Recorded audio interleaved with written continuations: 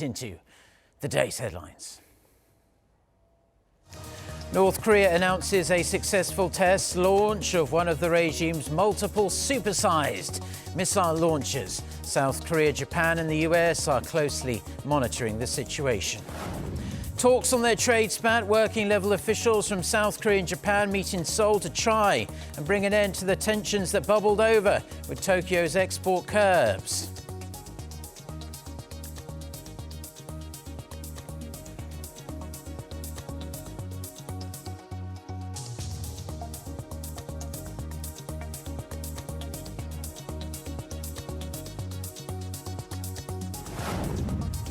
And finally, we got there in the end. The last headline of the day. US President Donald Trump makes a surprise visit to Afghanistan so he could celebrate Thanksgiving with American troops stationed there. Apologies for that slight technical error in the headlines there, but we got there in the end, as I said. And we have some news that's coming in. The Bank of Korea has left its benchmark interest rate unchanged at 1.25% for November. This follows the central bank's decision in October to cut the rate for the second time this year. The decision was made just moments ago at the BOK's final monetary policy board meeting of the year. We'll have much more details on that story during our next newscast at noon Korea time. North Korea launched 2 short-range projectiles into the East Sea on Thursday, a possible indication of what's to come if Washington fails to offer a new nuclear proposal by the regime's year-end deadline. Our Defense Ministry correspondent Kim Jongun has this report. North Korea seems to be perfecting its super-large multiple rocket launcher as it has carried out its 13th projectile test so far this year. South Korea's Joint Chiefs of Staff said 2 short-range projectiles were fired from the eastern region of Yeonpo in Hamgyeongnam province towards the East Sea at around 4:59 p.m. on Thursday. The projectiles flew some 380 kilometers while their maximum flight altitude was detected to be 97 kilometers. The military says Thursday's projectiles appear to have been fired from a super-large multiple rocket launcher, similar to its previous provocation, which was carried out 28 days ago. This marks the 4th time this year the regime fired from a super-large multiple rocket launcher, but this time the time between projectiles was calculated to be around 30 seconds, significantly decreased from the initial 17 to 19 minutes it previously took the North to fire consecutively. This makes it harder to intercept using South Korea's current anti-missile systems. The Joint Chiefs of Staff has expressed regret over the latest provocation. The South Korean military expresses strong regret over North Korea's latest action and calls for the North to refrain from engaging in provocative acts that heightens military tensions on the Korean peninsula. Japanese Prime Minister Shinzo Abe also denounced the North's latest launch, calling it ballistic missiles as opposed to Seoul's analysis, adding that such actions are a serious challenge for not only Japan but also the international community. The South Korean military stated it cannot disclose whether Tokyo had asked Seoul to share intelligence related to the provocation, that such information cannot be made public after South Korea has conditionally extended the bilateral intel sharing pact. The latest provocation comes less than a week after South Korea criticized the regime for violating the Inter-Korean Comprehensive Military Agreement following Pyongyang's artillery fire drills just north of the Western Sea border, with the south from the border islet of Changnin last Saturday. It's believed that the North's move is intended to pressure Seoul and Washington by hinting that a lack of progress in denuclearization talks by the year's end could signal a turning point that could lead to heightened military tensions. Kim Jong-un, Arirang News. Now, North Korean state media says leader Kim Jong-un was very satisfied with Thursday's test of that super-large rocket launcher. The report was released early Friday, a couple of hours ago, by the North's ruling party paper, the Nodong Shinmun.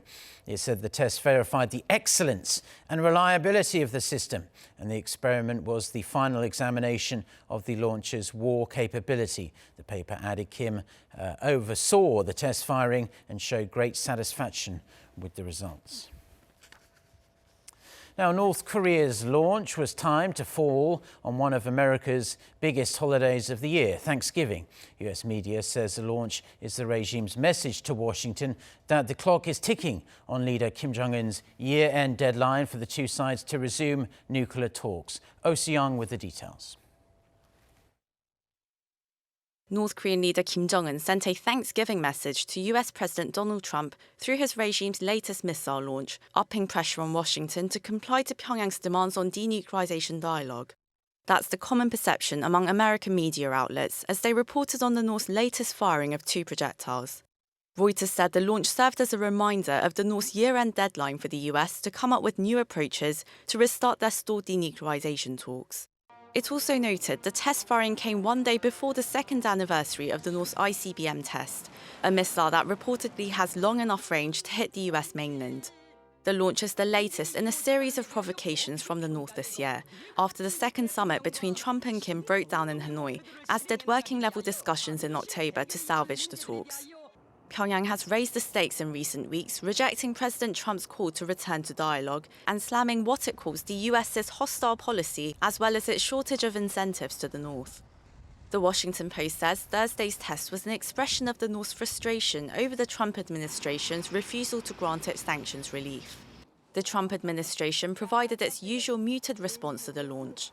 In line with its previous statements on North Korea's missile tests, the US State Department said it's well aware of the launch and is monitoring the situation by consulting closely with its allies in the region. Oh Se-young, Arirang News.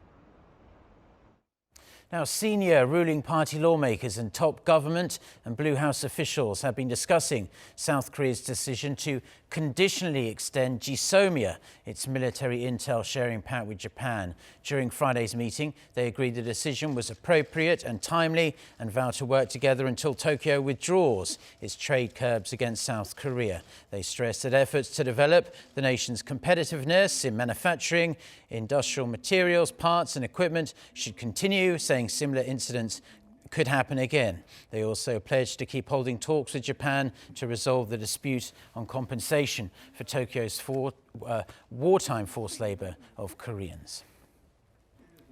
Trade representatives from Seoul and Tokyo have agreed to hold senior-level talks next month on export controls. South Korea's Trade Ministry said Friday that working-level officials from Trade Ministry here met in Seoul on Thursday and agreed to hold high-level talks in Tokyo in the third week of December to discuss the issue further. That would mark the first such talks since June. These talks are aimed to help resolve related issues between the two sides, including Japan's export curbs on high-tech materials to South Korea. Seoul and Tokyo will hold director-level talks in Austria next Wednesday to lay the groundwork for next month's meeting. A nuclear power plant in Japan, which was damaged along with the Fukushima plant in the massive 2011 earthquake and tsunami, has been given the green light by Japanese regulators to restart its reactor, although it's unlikely to happen until next year. Easton J with the details. It's been more than 8 years since an enormous magnitude 9.0 earthquake and tsunami sparked the Fukushima nuclear disaster. However, all these years later, worries over radiation leaks and the durability of some of the power plants remain. Despite that, Japan's Tohoku Electric Power says it has won initial regulatory approval to restart a reactor at its Onagawa power plant, which was the closest nuclear plant to the epicenter of the 2011 earthquake. The approval comes as the plant's operator has taken additional disaster prevention measures, including construction of a higher seawall, which is nearing completion. The approval was granted in a unanimous vote and is the first to be secured by the operator under Japan's revised standards. However, before the reactor can be restarted, the plant is still required to institute further anti-disaster measures, which are expected to be completed sometime in 2020 and receive consent from the local government. The power company is expected to spend over $3 billion on the measures, most of which is being spent on the seawall, which will run along the 800 meters of Pacific coast and rise 29 meters above sea level to guard against a tsunami as high as 23.1 meters. Meanwhile, Tokyo Electric Power Company says radioactive rainwater may be leaking into the ground at the Fukushima Daiichi nuclear power plant, as rainwater leaving the ducts of one of the exhaust stacks was reported to contain high levels of radioactive materials. With the latest reports, concerns continue to swirl as to how the damaged plants will affect not just Japan, but nations around it, like South Korea. Lee Seung-jae, Arirang News.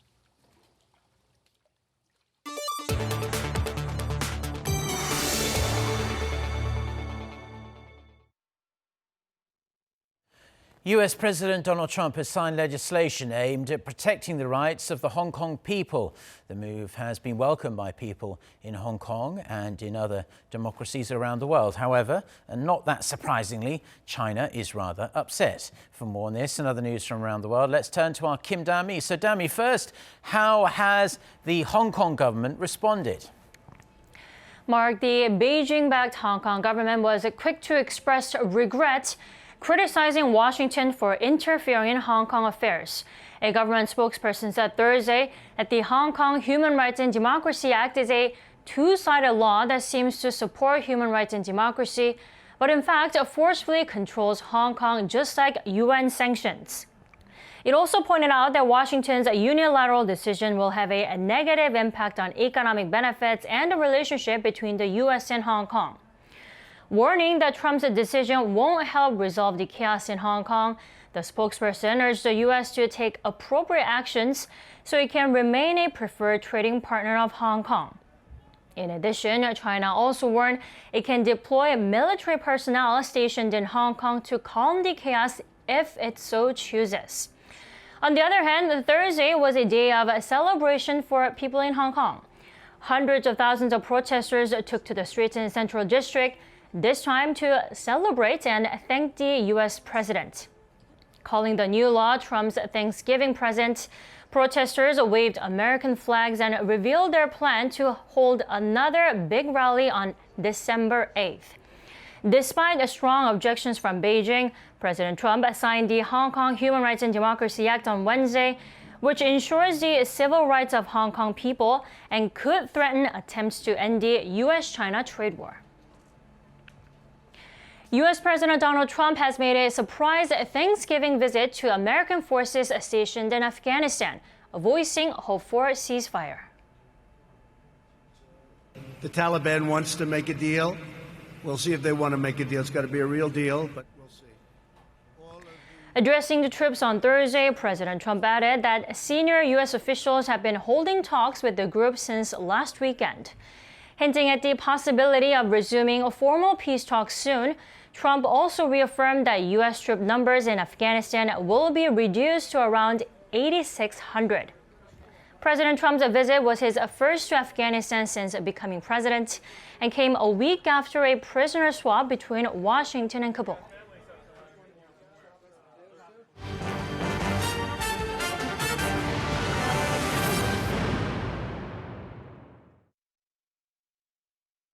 For the first time in 8 months, the three major indicators of industrial activity here in South Korea have all dropped. Statistics Korea says industrial output across all sectors went down 0.4% in October compared to the previous month, mostly on the back of decreased output in the mining and manufacturing industries. Retail sales were down 0.5%, continuing their downward trend for the second month. Facility investment was down 0.8%. The coincident index, which measures the current economic conditions in the business cycle, were also down. However, the leading economic index, which shows future business conditions, went up for the second straight month. The ASEAN-Korea Commemorative Summit came to a close in Busan on Wednesday, but instead of closing a chapter, the end of the summit marks the start of closer business ties between the two sides. On Thursday, Seoul hosted the Korea-Vietnam Business Forum. Our business correspondent Kim Hae-sung has more on that and some of the achievements reached during the ASEAN summits. Korean and Vietnamese business leaders and government officials gathered for a business forum Thursday to strengthen trade and investment ties, signing MOUs in infrastructure development, construction, and autos. Korea is the #1 country investing in Vietnam, and over 5,000 Korean companies have entered the Vietnamese market. Since the establishment of diplomatic ties in 1992, economic cooperation between Vietnam and Korea has grown rapidly. During my visit to Korea, we have signed agreements, including one to stop firms being taxed twice. We hope to see more Korean companies invest in Vietnam and increase bilateral trade to $100 billion. Thanks to Vietnam's rapidly growing economy, bilateral trade between Korea and Vietnam has grown 100-fold since 1992. It is now Korea's third largest export market after China and the U.S. Vietnam is not the only country South Korea is expanding economic cooperation with. Over the ASEAN-Korea commemorative summit period, Seoul signed numerous deals with ASEAN countries. Korea struck a comprehensive economic partnership agreement with Indonesia that removes tariffs on steel and autos. Hyundai Motor will also invest $1.5 billion by 2030 to build an auto plant in Indonesia, which will become the firm's first car plant in Southeast Asia when it starts production in 2021. With the Philippines, Korea will continue negotiations on a bilateral free trade agreement, which it aims to finalize by next year. Korea also signed MOUs with Singapore, Brunei, Thailand, and Malaysia in science and technology to enhance cooperation in IT and develop smart cities. Korea and ASEAN countries also agreed to continue efforts to sign the RCEP mega trade deal by 2020. This comes as the Moon administration pushes its new Southern policy aiming to reduce Korea's economic reliance on China and the U.S. and deepen ties with ASEAN, a rapidly growing region with 640 million people and a combined GDP of $2.9 trillion. Kim Jong-un, Arirang News. Seoul has opened an area of networking for startups from around the world. It's called Come Up, and it's drawn entrepreneurs from around 20 different countries. Hong Yu has this report. South Korea's biggest startup festival began on Thursday with the aim of sparking a startup boom around the world and helping local ones expand abroad. It was organized by the Ministry of SMEs to find outstanding entrepreneurs and create an ecosystem that connects them to startups abroad. We hope this event can represent the Asian startup platform and become as big as Finland's startup event, Slush Helsinki. I hope young entrepreneurs will dream of making our society better and warmer. A total of 80 startups from 20 countries are taking part in this event to showcase their business and look for valuable investment. Of the 80 startups at the festival, some were chosen to give an IR pitch. One of those was Tplo, a company that's created a tea brewing machine that automatically senses the type of tea put into brew and the environment, such as the user's body temperature, mood, and room temperature. And then right now we have a team in Japan, in Tokyo, as well as Pune in India. So we come here and talk with the potential partners in Korea, and yeah, we wanna make the relationship with them, connection with them to expand our business to Korea.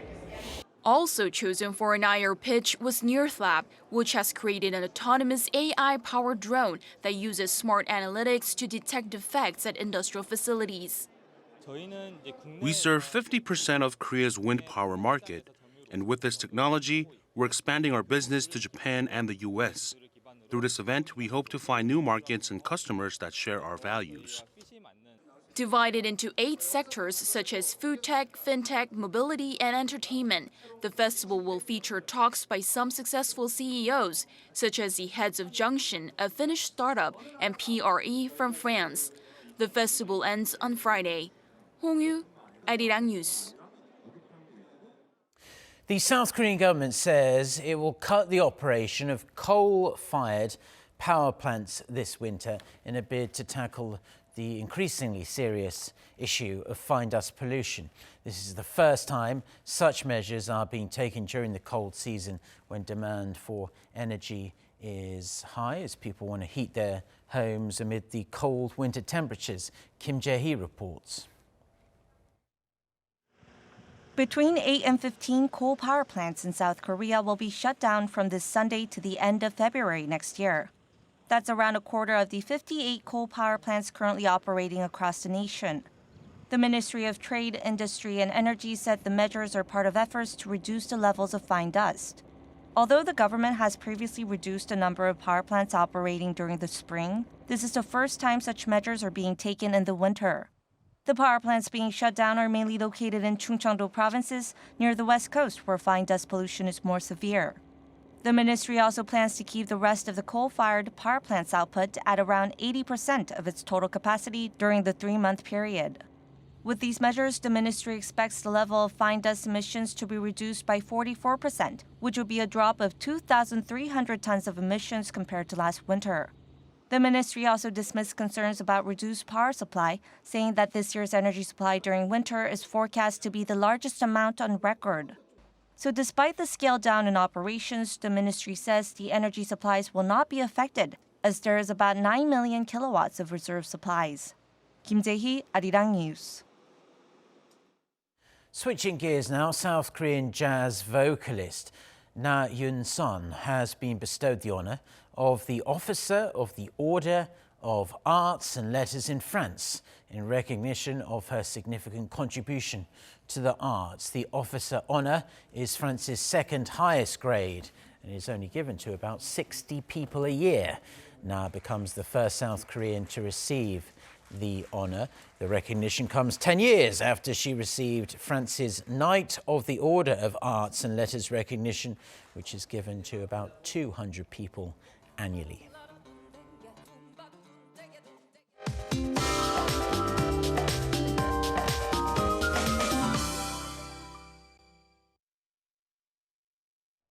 Good morning. It was a frosty start to the day and morning lows dropped even further here in the capital, but daily highs will be right around the seasonal norms. And chilly temperatures is very likely to linger through Sunday with rain in store on the first day of December. Wide temperature gaps could cause us to catch a cold, so let's all dress in layers. In fact, Daegu will see sub-zero readings jumping to the double digits by the afternoon. We had sunny skies to start the day, but clouds will gather as the day goes on, while the East Coast will be overcast and drizzle is forecast tonight. Dokdo and Ullumdo will see 5 to 20 millimeters of rainfall. Back to today's temperatures, eastern regions will see highs rising higher than Thursday, including Busan and Daegu, while the rest of us will have a colder afternoon than yesterday. We'll have a very cold start to the new month with a frosty start to the day, and it's going to stay cold all day. That's Korea for you, and here's the international weather for views around the world.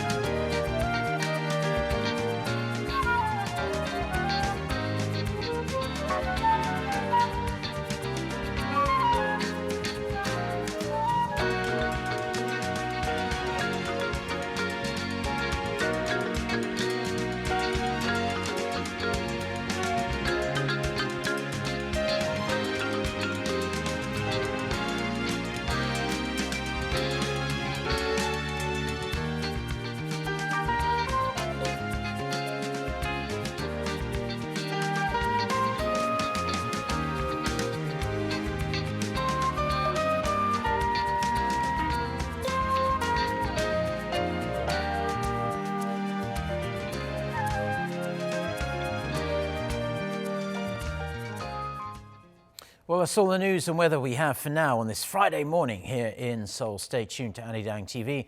And a reminder, our next newscast is coming up at noon Korea time. But if we don't see you, have a wonderful and hopefully warm weekend. Until next time, goodbye.